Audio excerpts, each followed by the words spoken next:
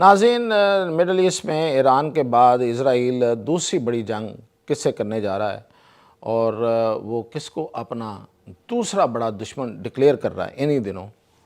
اور اس کے لیے آج کل اس کی کیا تیاریاں ہیں، اور پھر وہ جس کو وہ دوسرا دشمن ڈکلیئر کر رہا ہے وہ کیا سوچ رہا ہے، ان کی کیا تیاریاں ہیں، اور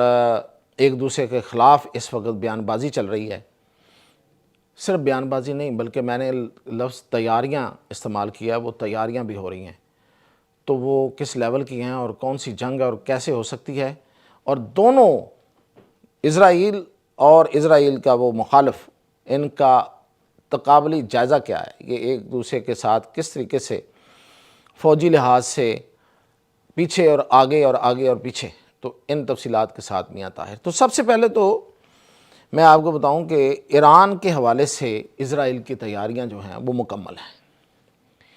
آج ہی ابھی تھوڑی دیر پہلے میں نے دیکھی ہے کہ اسرائیل کے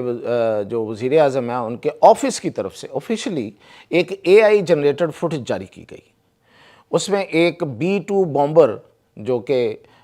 امریکہ کا طیارہ ہے، اور یہ آپ کو اس لیے میں بتا رہا ہوں کہ یہ آپ کو یاد ہوگا کہ ایران میں جب حملہ ہوا تھا ایران کے ایٹمی ٹھکانوں پر، تو یہی طیارے تھے جنہوں نے آ کے وہاں پہ بومبنگ کی تھی، اور اس کی کہا جاتا ہے کہ اس کی صلاحیت یہ ہے کہ یہ اتنا بڑا بوم ڈراپ کرتا ہے، پھینکتا ہے کہ جو وہ کہتے ہیں نا کہ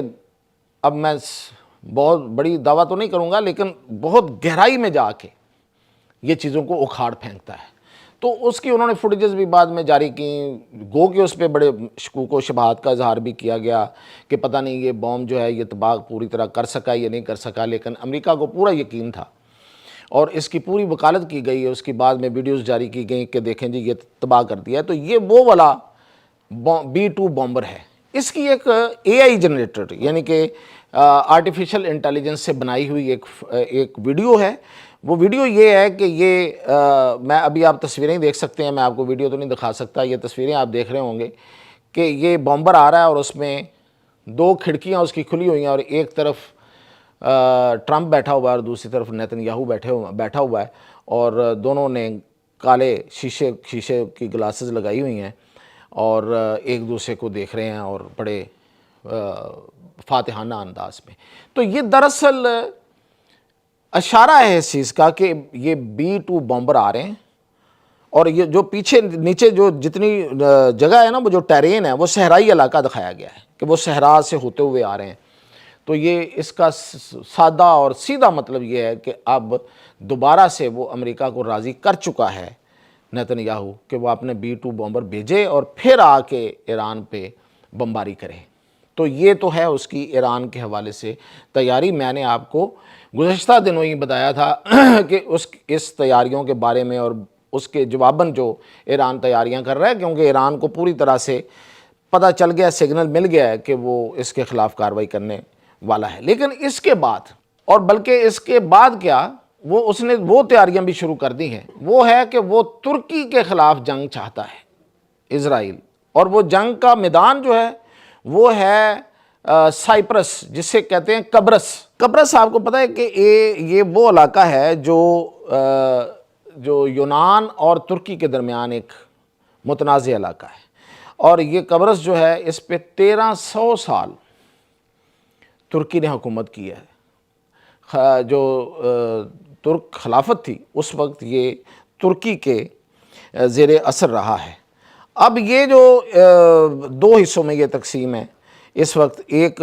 یونان کے پاس ہے اور ایک جو ہے وہ ترکی کے پاس ہے۔ اب یہ جو ترکی کے پاس ہے وہاں اس نے جنگ چھیڑنے کا ارادہ کر رکھا ہے، اور یہ چاہ رہا ہے کہ جو تو اس کے پاس ہے یونان کے پاس، اس پہ تو تقریباً اسرائیل کا قبضہ ہے۔ اس نے سافٹ کو کر لیا ہوا ہے، وہاں پہ جا کے اپنے دفاتر بنا لیے ہیں، اپنے سیناگوگ بنا لیے ہیں، جو جیسے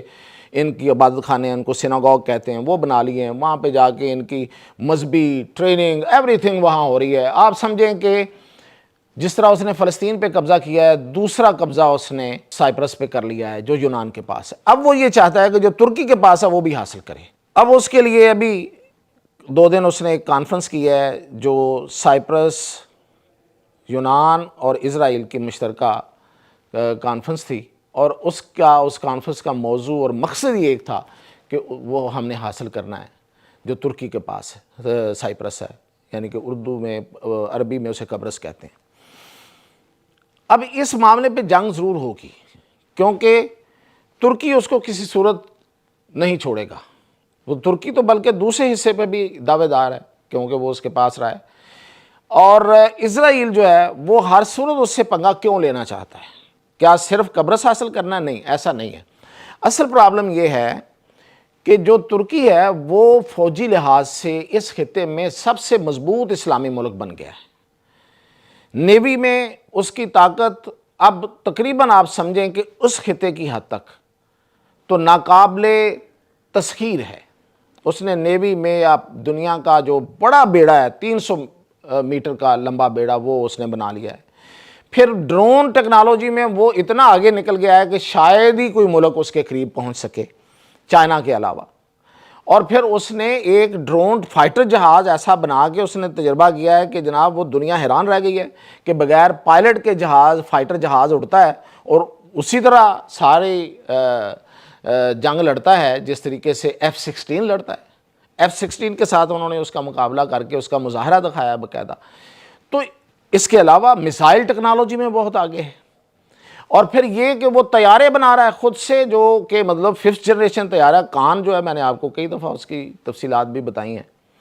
اور سو اینڈ سو آن۔ انہوں نے اس کے علاوہ مطلب یہ کہ ایئر ڈیفنس سسٹم اور سب کچھ اپنا بنانا شروع کر دیا ہے۔ پھر ترکی کی ایک اپنی ایک تاریخ ہے، اس کا ایک فخر ہے، اس کا ایک افتخار ہے اس کا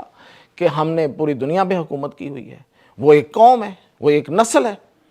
اور اس کے علاوہ ایک بڑی معیشت ہے، اور پھر ان پہ جو اس وقت حکمران جماعت ہے اس کے جو مطلب عزائم اور اس کے جو نظریات ہیں وہی ناقابل شکست ہیں۔ تو یہ سب کچھ مل کے ترکی ایک بڑی طاقت بن گیا ہے، اور اسرائیل جو ہے اس کو اب اس سے خطرہ محسوس ہونا شروع ہو گیا ہے، اور اسے یہ پتہ ہے کہ اگر ترکی کو اس نے مطلب اس کے جو عزائم، میں اس کی بات کر رہا ہوں کہ ترکی کو اگر اس نے نیچا نہ دکھایا تو پھر ترکی اس کو کسی وقت جو ہے وہ نیچا ضرور دکھائے گا۔ اور پھر یہ نہیں ہے کہ ترکی صرف ترکی تک بیٹھا ہوا ہے، ترکی لیبیا میں بھی ہے، ترکی سوڈان میں بھی ہے، ترکی صومالیہ میں بھی ہے، ترکی بحیرہ احمر میں بھی ہے، اور پھر بحیرہ روم میں بھی ہے۔ ہر جگہ اس نے اپنی پریزنس رکھی ہوئی ہے، اور اس سے وہ بڑا خوف زدہ ہے کہ ایک لحاظ سے اگر آپ پوری دنیا میں اس خاص طور پہ اس ایریا میں ترکی کی جو پھیلاؤ ہے اور اس کی جو پریزنس ہے، اس کی ملٹری پریزنس، اس کو غور سے دیکھیں تو دراصل وہ اسرائیل کا گھراؤ کیے ہوئے، تو وہ اس بات سے خوف زدہ ہے، اور اس وجہ سے اس نے اب آپ کو میں مطلب پہلے بھی میں نے آپ کو خبر دی تھی کہ اس نے باقاعدہ واشنگٹن کو یہ پیغام رسانی کی ہے، اور بڑا کلیئر کٹ پیغام دیا ہے کہ F-35 کسی صورت ترکی کو نہیں ملنے چاہیے۔ امریکی جہاز ہیں، جدید ترین جہاز ہیں، اسٹیلتھ طیارے ہیں، 5th جنریشن ہیں، جو بھی اس کو لیتا ہے ایسے گردن تان کے چلتا ہے کہ ہمارے پاس تو F-35 ہیں، اب اس کا تو کوئی مقابلہ ہی نہیں ہے۔ یہ علیحدہ بات ہے کہ F-35 کا میں سب سے بڑا ناقد ہوں، اور مجھے پتہ ہے کہ اس میں کیا خامیاں اور کیا خوبیاں ہو سکتی ہیں۔ خیر یہ کبھی پھر صحیح، تو یہ F-35 جو ہے وہ سعودی عرب نے لیے، لیکن اس پہ اسرائیل نے اس طرح سے شور نہیں مچایا، خاموشی سے ایک پیغام دیا، امریکہ مان گیا، اس نے کہا ٹھیک ہے جی، ہم ان کو جو جہاز دیں گے F-35 وہ تھوڑا اس کو کنٹرول رکھیں گے اپنے ہاتھ میں، وہ آپ کے خلاف استعمال نہیں ہوں گے، یہ گارنٹی دی۔ تو اس نے کہا ٹھیک ہے دے دیں۔ اب ترکی تو اس طرح سے کبھی بھی نہیں لے گا، ترکی اگر لے گا تو پوری ٹیکنالوجی لے گا، پورا اختیار لے گا، پورا کنٹرول لے گا اس کا، تو پورا کنٹرول لے گا تو پھر وہ سمجھتا ہے کہ یہی تو اس کی یہ اس کے اپنے منہ کے الفاظ ہیں۔ میں اب آپ کو اس کے الفاظ جو یہ نیتن یاہو ہے اس کے الفاظ بتاتا ہوں۔ وہ کہتا ہے کہ ہماری جو فضائی برتری ہے وہ F-35 سے ہے، اور اس کے مقابلے میں کوئی طاقت حاصل کرے یہ ممکن نہیں ہے، یہ ہونے نہیں دیں گے ہم، یعنی کہ ہم F-35 لینے نہیں دیں گے۔